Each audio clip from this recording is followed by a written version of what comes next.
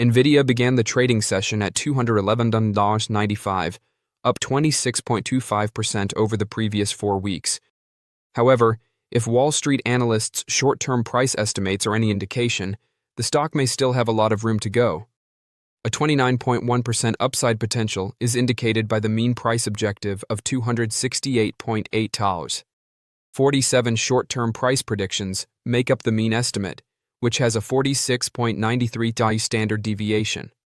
The most bullish expert predicts that the stock will rise 82.5% to $380, while the lowest estimate of $140 shows a 32.8% drop from the present price level. Here, the standard deviation is crucial since it provides insight into the estimate's variability. The degree of agreement between analysts increases with decreasing standard deviation. Even while the consensus price objective is a highly sought-after metric for investors, it might not be prudent to base an investment choice only on this metric. This is due to long-standing doubts about the competence and objectivity of analysts in determining price targets. However, Nvidia's strong average price target is not the only sign of future growth. This opinion is reinforced by the strong consensus among analysts regarding the company's capacity to post higher-than-expected earnings. A positive trend in earnings estimate revisions has been shown to be effective in predicting an upside, even though it does not indicate how much a company could gain. This is what you should know about the price targets set by analysts. Researchers from a number of colleges across the world claim that a price objective is just one of several details about a company that, far more often than not, misleads investors. In actuality, empirical research demonstrates that price targets established by multiple analysts, regardless of the degree of agreement, hardly reveal the potential direction of a stock's price. Many Wall Street analysts establish excessively optimistic price estimates despite having extensive knowledge of a company's fundamentals and how sensitive its business is to industry and economic challenges. Do you want to know why? Typically, they do this to generate interest in stocks of businesses that their companies either already do business with or want to do business with. To put it another way, analysts frequently establish exaggerated price goals due to the business motives of companies covering a stock. On the other hand, a high degree of agreement among analysts regarding the direction and amount of a stock's price movement is indicated by a tight clustering of price goals, which is reflected by a low standard deviation. Even if it doesn't guarantee that the stock will reach the average price objective, it might be a good place to start when conducting more research to find the possible underlying driving reasons. Price targets should not be completely disregarded by investors, but basing an investment choice only on them may result in a poor return on investment. Price targets should therefore always be viewed with a great deal of mistrust. I was bragging about Nvidia's worth a few weeks ago, but the stock has been increasing, and it is currently just a few percentage points away from reaching a new record high. Compared to the beginning of April, when it was 20% below its all-time high, that is a far cry. Now that Nvidia has returned to all-time highs, the issue is clear. Is it still a buy? The answer, in my opinion, is quite obvious. The answer is definitely yes. These days, Nvidia trades for 24 times forward profit forecasts, which isn't that costly. As I write this, the S&P 500 is trading at 21.6 times forward earnings.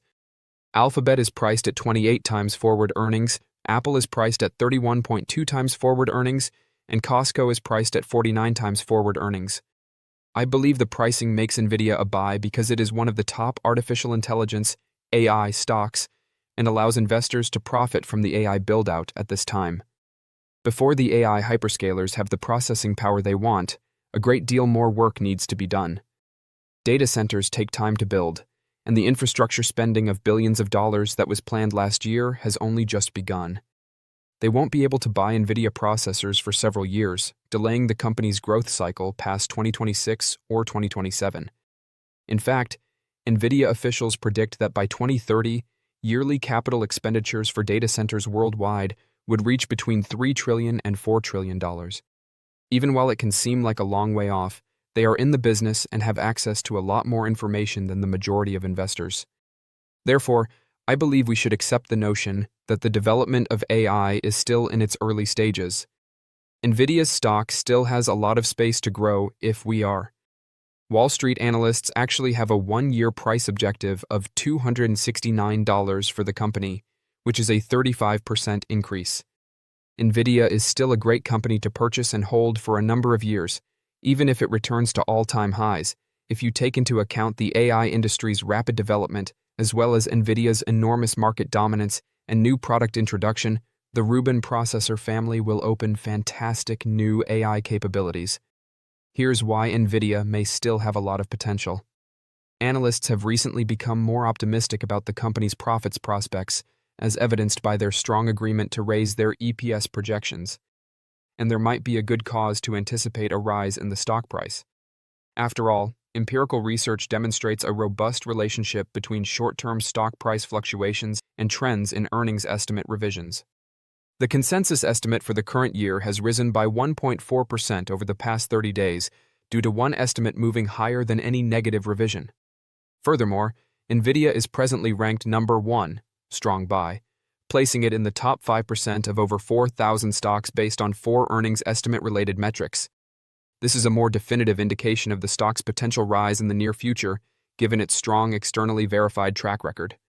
The majority of stocks have had a difficult year so far in 2026.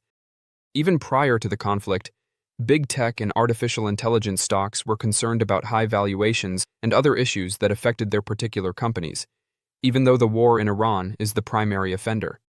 Analysts continue to predict tremendous upside for some of the most well-known huge tech and AI firms, such as Nvidia and Netflix, despite the market's recent sharp recovery and all-time highs. According to Wall Street, this one will increase your wealth over the course of the upcoming year. Nvidia.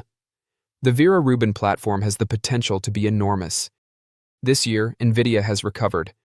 Earlier this year, the company posted blowout profitability in its fiscal 2026 fourth quarter, with results and a forecast for the current quarter well ahead of Wall Street estimates. The business also gave encouraging updates. Jensen Huang, the CEO, stated that between March of this year and the end of 2027, he anticipates $1 trillion in revenues between its Blackwell and Vera Rubin platforms. Although there haven't been any official sales as of this writing, Huang added that the company has been getting ready to resume chip sales to China, a potentially significant market for the business. Due to investor concerns about high valuations, significant capital expenditures on AI infrastructure, and doubts about the returns on these investments, Nvidia and other AI stocks have encountered difficulties. Some investors find Nvidia intimidating due of its enormous size and about $5 trillion market capitalization. Analysts on Wall Street are optimistic about the business. According to TipRanks, 41 of the 43 analysts who have published research papers in the last 3 months have given the stock a buy rating. The street high target of $380 suggests an 88% increase from present levels, while the average price target suggests a 35% increase. David Dye, a Bernstein analyst, recently established a $300 price objective and reaffirmed his buy recommendation for the company. According to Dye, compared to Nvidia's existing platforms, the new Vera Rubin platform will be a monster with 5x more inference performance and 3.5x more training performance. Given that Vera Rubin was constructed with just 1.6 times more transistors, the essential components of chips, Dye finds this to be very amazing.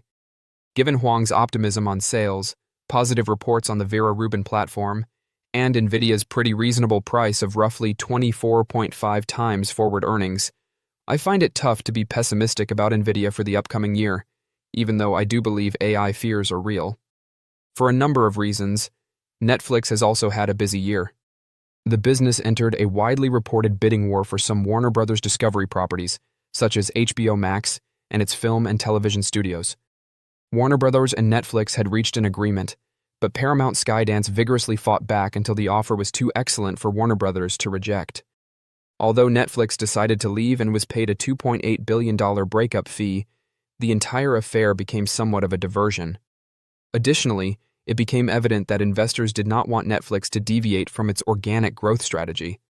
Although Netflix's price had recovered significantly, the company's most recent earnings release caused further problems. Netflix did not increase its full-year revenue prediction after simply raising subscription prices across all of its tiers, and its current quarter projection was likewise weak. Reed Hastings, a co-founder and board chair, also announced his exit from the business. Wall Street seems unfazed, though.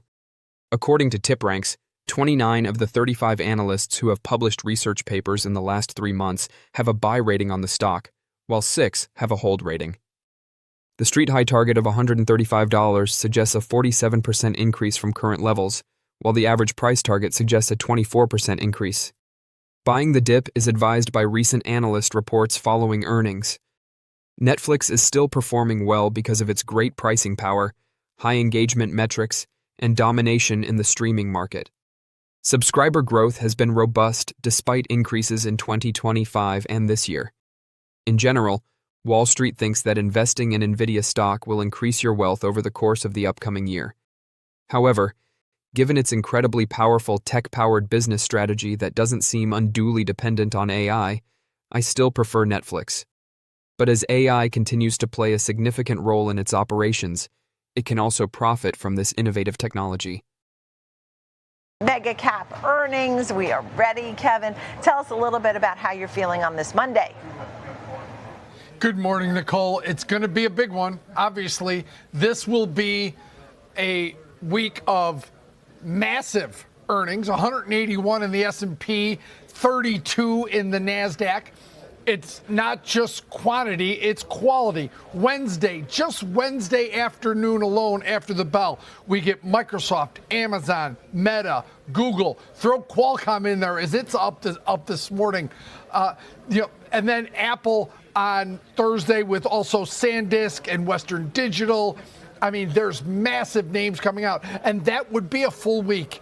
But we have more. We have economic data coming out. We got durable goods and GDP and income and outlays, all those coming out. But that would be enough for a week. But we've got Fed activity here. We've got Jerome Powell.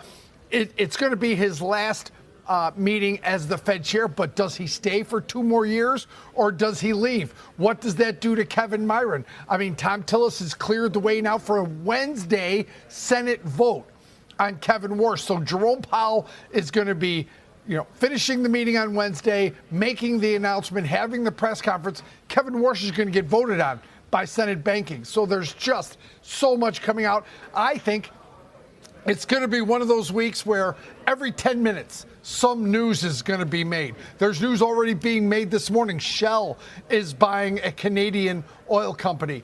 I think there's news on OpenAI creating a phone. That's why Qualcomm is up and Apple is down this morning. It's going to be data. It's going to be earnings. It's going to be Fed. It's going to be geopolitics. There's news from Iran and Russia now getting slightly involved. So I just think it's going to be one of those weeks where every 5 to 10 minutes, you better be ready for some news headline, Nicole. I love it. I like how you delivered it, too. But wait, there's more. And there's more. And you know what? There's more because you have Sam Altman and Elon Musk in court this week. And so people will get to know these two characters even better. So we have so much to cover, and you did amazing covering so many of those names that we are watching. Verizon with earnings as well. Look, with the Kevin Warsh story, if he gets the approval of the committee on Wednesday morning, then he can, in fact, sit in on the meeting on Wednesday, right? So he has to move forward. Tom Tillis stepped out of the way, as you said, now that they dropped the DOJ investigation to Powell. Stephen Myron, it's my understanding he's out. He's not going to stick around, from what I last heard. So any final thoughts? I mean, you don't expect any moves, or what kind of final words may we hear from Powell? Maybe about Fed independence or something in his last words. Yeah, could it be where he does a broad look of his tenure and what has happened? Is it a wrap-up of his career as the Fed chair, or does he stick to the job of talking about where the economy is, what interest rates are doing? Does he stick to script like that? So, yeah, it's going to be fascinating. Who knows what Jerome Powell is going to say or do? Yeah, most people think that Stephen Myron is going to back out and go back to his job in the Trump administration, but it's hard to say. He's been a good ally for what the Trump administration wants with interest rates. So, there's another thing to happen throughout the week. Then we're getting The Bank of Japan is coming out with an interest rate decision tonight. The Bank of England and the ECB are both this week, so we'll get that as well. I think there's, like I said, this is going to be one, mark where the S&P, the NASDAQ are right now, mark where they are at the end of the week, and see the volatility. The VIX is sitting up at 19. It's been higher, but it's certainly elevated in terms of implied volatilities. But you've got markets at or near all-time highs and, frankly, overbought in terms of momentum. So it's going to be a massive week, Nicole. Get ready. Yeah. Lori Calvasina of RBC writing, the US is a global safety trade in the context of the war and seems likely to continue benefiting as long as concerns about the war's duration remain elevated. Lori joins us now for more. Lori, good morning. Good morning. This is an important question. How war-dependent is this tech rally? So, what we've said is that once the clouds clear, if and when they do, we wouldn't be surprised to see Europe make a move, right? That seems more like the recovery trade if the U.S. is the safety trade. However, I did a survey of my analysts in early April. So we did it after the ceasefire essentially started, a few days after that, conducted it for about a week and a half. And what we found was that my European equity analysts don't see a lot of value in their own market. And it's something that we've sensed, frankly, talking with European investors as long back as December of last year. And it's just this idea that you've had this nice run there. So I do sort of question how long a rebound trade could last. And what we said at the end of the day, if you look at it from the growth versus value sleeve, and growth value in the U.S. tends to mimic U.S. versus non-U.S., what we have seen is that the earnings story is simply there for the AI trade, for the Mag 7, for the growth trade. And whatever residual damage we have coming out of this conflict in Iran, even if we dial down the geopolitical hostilities, get the Strait opened, when we hear the energy community talk about how long it's going to take to rebuild things, all the damage that's going to be done, I don't really see that hitting the earnings of the AI and the tech trade that much. I do see it hitting things like materials. I see it hitting things like industrials. I see it hitting things like consumer discretionary and staples. That is the broadening trade, right? So I see that headwind, even if we dial down the hostilities, there for quite some time for that part of the market. Are you suggesting the exuberance in chips right now is justified? It's rational? Look, I try to be the calm voice of reason at both tops and bottoms. And, we certainly look at semis revisions. I've talked about this a lot in meetings. They are at peak-like levels. That always makes me nervous. I tend to be a little bit more of a contrarian by nature, but I have to admit that when I go back and look at the history of semis upward revisions, they can stay stuck at elevated levels for quite some time. So I'm watching that chart very closely to see if we get a hint of deterioration, and we're just not really seeing it right now.